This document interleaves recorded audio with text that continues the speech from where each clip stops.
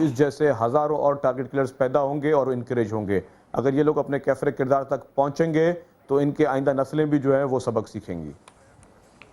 अभी तक कितने लोगों को कैफरे किरदार तक पहुंचा चुके हैं शहजीम मेमन साहब आप? देखें, काफ़ी टारगेट किलर्स गिरफ्तार हैं, वो उनके सब के केसेस अंडर ट्रायल हैं। आपको जुडिशरी के प्रोसेस का भी पता है कि केसेस यहाँ कितने अरसे तक चलते रहते हैं, और जब उनको केसेस में जब उस कोर्ट सज़ा देगी तब वो लोग कैफरे किरदार तक पहुँचेंगे।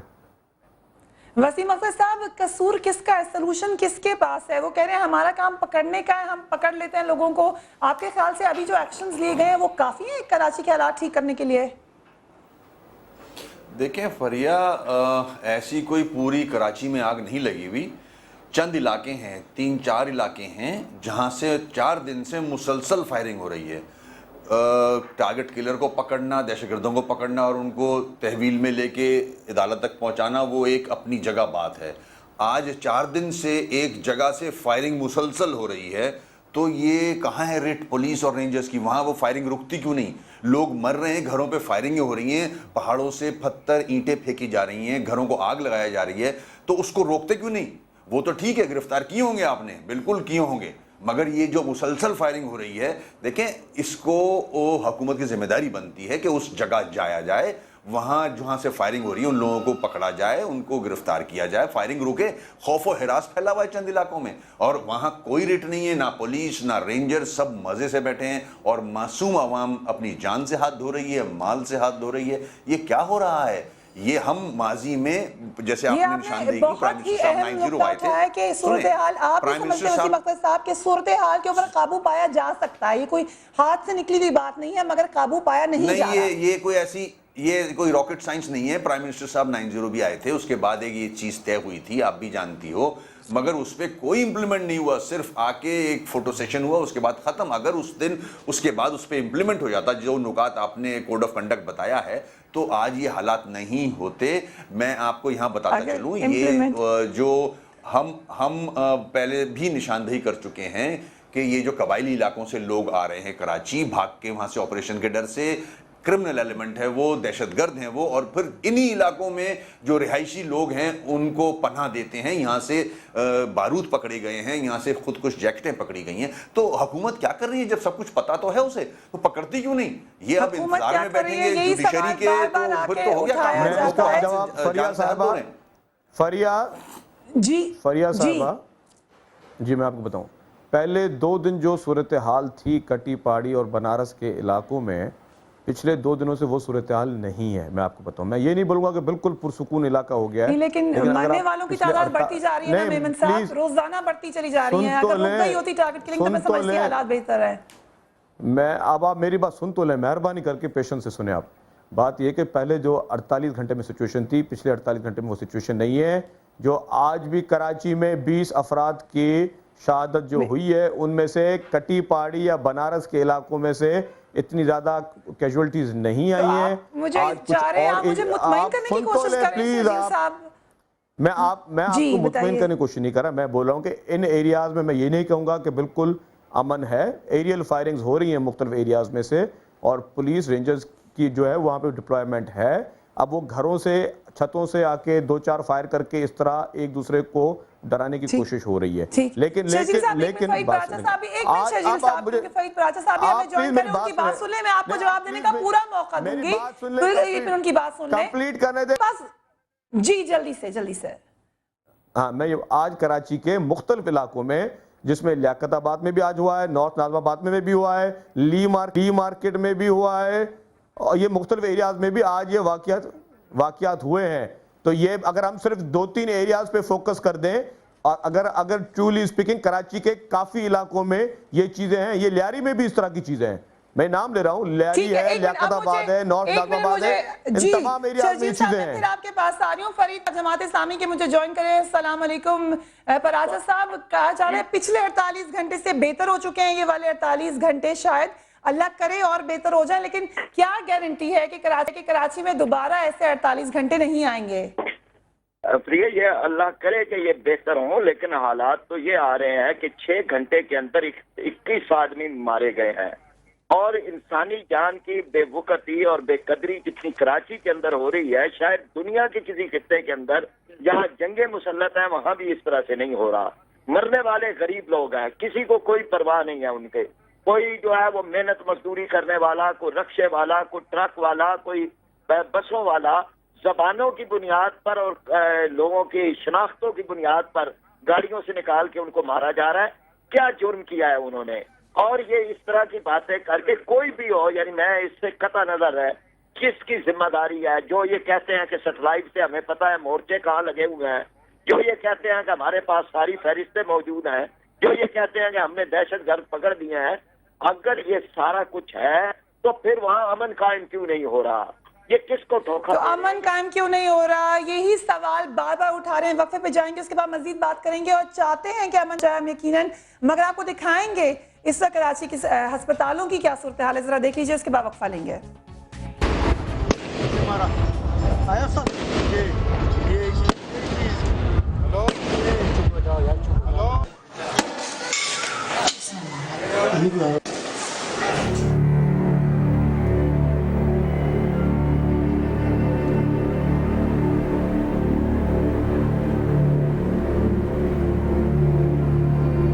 गाड़ी छत के ऊपर बैठा हुआ था, बस वहाँ गली से जो है ना रोड के ऊपर फायरिंग शुरू हो गई और बस वहीं जो है ना अचानक जो है तकरीबन 8-10 बंदे जो है एक वक्त गिर गए गाड़ी के ऊपर। बस पे चढ़ा, जॉब से आ रहा था तो इसको गोली लगा। उसके 2 दोस्त इंतकाल कर गया, ये गाड़ी से छलांग लगा दिए नीचे, ऐसी रोड पे पड़ा हुआ था, कोई उठाने वाला नहीं था। जब गोली मार के चले आते तो इंटरव्यू लेने यहाँ चले आते हैं पुलिस वाले लोग, उस वक्त हम मर जाते हैं जहाँ गोली मारते खड़े होकर। उस वक्त इन लोग को देखना चाहिए ना कि बनारस के अंदर क्या हो रहा है। पूरे कराची को पता है कि बनारस के अंदर हंगामा होता है, तो बनारस को पहले सही करना होगा ना। तो रोज़ का मामूल बन गया है, कभी कुछ भी होती है, कोई ऐसा मसला होता है तो मजदूरी मारे जाते, कोई भी हो, किसी फ़िरका से हो, चाहे माजिर हो, पठान हो, कोई भी हो, गरीबी आदमी मारे जाते, मजदूरी आते हैं काम करने के लिए। ये कौन कर रहा है, क्यों कर रहा है, क्या चाहता है, ये समझ में नहीं आ रहा है। बनारस बंद हो जाता है, कस्बा बंद हो जाता है, तो हम लोग तो वैसे भी मरे, मजदूरी नहीं करेंगे तो दब के मर जाएंगे अंदर ही अंदर। बेगुनाह जो जा रहा है उसको आप डायरेक्ट फायर कर रहे हैं, उसको मार रहे हैं, ये कर रहे हैं, कहाँ का इंसाफ।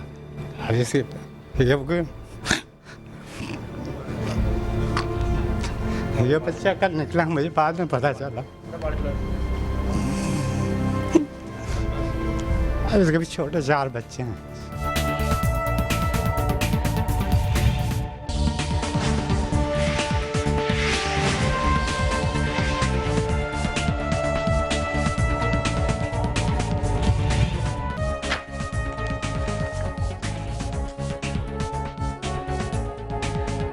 Welcome back. हम बात कर रहे हैं कराची के हालात के ऊपर। मुझे ज्वाइन करें वसीम अख्तर साहब MQM के, हमें ज्वाइन कर रहे हैं provincial information minister Sharjeel Memon साहब, और आप हमें ज्वाइन कर रहे हैं बशीर जान साहब, general secretary ANP Sindh. Press conference से आ रहे हैं, से उनको थोड़ी सी देर हो गई। हमने आज एक ब्लॉग बनाया अपने फेसबुक पेज पर, जिस पर हमने आपसे पूछा है कि हमें कराची के हालात बताएं ताकि हमें सही पिक्चर मिल सके वहाँ पर। और हसन रिजवी साहब ने हमें लिखा इसी ब्लॉग के ऊपर, आप देख सकते हैं। अगर आप इस पर ऐड करना चाहते हैं कॉमेंट्स तो आप कर सकते हैं। बशीर जान साहब, आप भी जरा सुन लीजिए। हसन रजी कहते हैं हर चीज बंद है, हर जगह तशद्दुद है, कराची को शायद अब फौज और FC के हवाले ही कर देना चाहिए। आसिफ रजा कहते हैं तमाम दुकानें और पंप बंद हैं, कुरंगी और दीगर इलाकों में बसों पर फायरिंग हो रही है। और उसके अलावा सनी साहब कराची से ये तबसरा कर रहे हैं कि यहाँ पर जंगल का कानून है, किसी इलाके में पैंट शर्ट पहनना जुर्म है तो कहीं पर शलवार कमीज। क्या कहते हैं बशीर जान साहब? देखें, मैं तो यही कहूँगा कि जो कुछ हो रहा है या लोगों ने जो कुछ कमेंट्स दिए हैं वो तमाम के तमाम दुरुस्त हैं। जो कुछ हुआ, जितनी भी लोग बातें कर रहे हैं वो तमाम के तमाम ठीक है, लेकिन आया इन मामलात को किसी न किसी दिन तो हमें हल करना है, ये मामलात ख़त्म करने तो है। देखें, अगर 100 साल भी ऐसी हालत रहेगी तो फिर भी बाशऊर लोग यही कहेंगे कि ऐसे हालात होने नहीं चाहिए। मैं इस तफसील में नहीं जाता हूँ को कौन कर रहा है, क्यों कर रहा है। मैं ही कहूँगा कि जो कुछ हुआ गलत हुआ, ऐसा होना नहीं चाहिए। और 10 साल बाद, 5 साल बाद, 10 दिन बाद, 8 दिन बाद फिर भी हम बैठकर इस मामले को हल करने की बात करेंगे। देखिए, हम यहाँ पर बड़ी पार्टियाँ, कराची में जो पार्टियां हैं, ये हमारा फर्ज बनता है और हमने बहुत अच्छी कोशिश शुरू की थी। मैं इसको अपनी और कराची के लोगों की बदकिस्मती समझूंगा कि एक वाकया हुआ, एक हादसा हुआ, MQM हुकूमत से अलग हो गई, ये उनका जमहूरी हक है। हमारी ख्वाहिश और कोशिश यही होगी कि वो हमारे साथ कोलेशन गवर्नमेंट में रहे, लेकिन अगर ना भी होते हैं तो कम अज कम हम कराची के शहरी है, ये हमारा कदर मुश्तरक है। हम सियासी लोग हैं, हम जमहूरी लोग हैं, हम मुतरक्की लोग हैं, ये हम में कदर मुश्तरक है और कराची का अमन हम दोनों के लिए बेहतर है। लिहाजा मैं अपील करता हूँ खुसूसन मुत्तहिदा कौमों में पाकिस्तान पीपल पार्टी, जमात इस्लामी और कराची के तमाम सियासी लोगों से कि आए मिलकर बैठते हैं, जिसकी जो गलती है, जो कुछ हुआ वो एक तरफ, लेकिन अब हमने क्या करना है। यकीनन हर कोई यही कहेगा कि इस कराची शहर को। वसीम अख्तर साहब, एक चीज जो मैं बशीर साहब आपसे ही पूछना चाहती हूँ, मगर वसीम अख्तर साहब आप ही जवाब दें, आपके हुकूमत से शामिल होने या अलग होने का इससे क्या ताल्लुक हुआ? इससे कोई ताल्लुक नहीं है। देखें, हमारा जमहूरी हक है और हम ऑपोजिशन में रहें या उसमें हमारा कोई झगड़ा थोड़ी है इनसे या किसी से भी। हमारा किसी झगड़ा नहीं है। हम तफसील बता रहा था कि वो हमारे राब्ते टूट गए, तोड़े। हुकूमत से अलहदगी से सिर्फ ये फर्क पड़ा जो राब्ते थे उसमें थोड़ी सी कमी आई है बस। देखें, मैं नहीं समझता कि जब किलिंग सुने, ये हुकूमत की जिम्मेदारी बन रही है। हुकूमत को चाहिए कि माजी में जब कुछ नहीं किया हुकूमत ने, जो साफ इशारे मिल रहे थे कि ऐसे पॉकेट्स हैं यहाँ जहाँ इस किस्म के एलिमेंट्स पकड़े जा रहे हैं, हथियारों के साथ, बारूद के साथ, खुदकुश जैकटों के साथ, मगर हुकूमत ने उस वक्त कोई भी एक्शन नहीं लिया। तो आज इतनी जानें ज़ाया हो चुकी हैं, अब भी खामोशी है। अब भी मेरे पास टेक्स्ट आ रहे हैं, SMS आ रहे हैं, फ़ोन आ रहे हैं कि कस्बा के इलाकों में घरों में घुस के मारा जा रहा है, औरतों को आग लगाई जा रही है। तो कब एक्शन लिया जाएगा? ये किस काम की है पुलिस और रेंजर्स? इनको कब इस्तेमाल करेंगे हम, जब ये इतने सारे लोग और मर जाएंगे? करेंगे शर्जील मेमन साहब, अब जरा तफसील से जवाब देते हैं। मुझे बता दें, कराची का होम मिनिस्टर कोई क्यों नहीं है? देखें, ये पोर्टफोलियो इस वक्त वज़ीर आला साहब के पास है। जहाँ तक वसीम अख्तर साहब ने कस्बा की उनकी बात की, मैं ये बात वाज़ेह करना चाहता हूँ कि 2 दिन पहले वाकई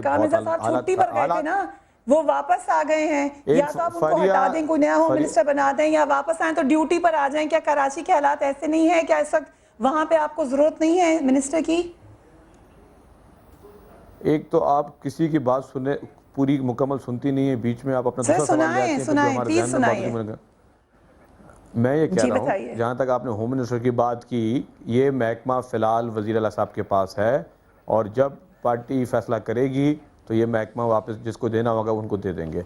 दूसरी बात मैं ये वाज़ेह करना चाहता हूँ, जो हालात की बात की वसीम अख्तर साहब ने बिल्कुल सही की कि 2 दिन पहले बहुत बुरे हालात थे कस्बा में और कटी पहाड़ी में, इन इलाकों में, और क्रॉस फायरिंग चल रही थी। आज भी क्रॉस फायरिंग चल रही है, लेकिन हमें जो आज के आप पूरे डिटेल्स मंगवा लें, आज के और कल के, इन एरियाज़ में जो कैजुअल्टीज़ है वो कम हुई हैं, लेकिन जो बाकी एरियाज़ हैं शहर के वो डिस्टर्ब होना शुरू हुए।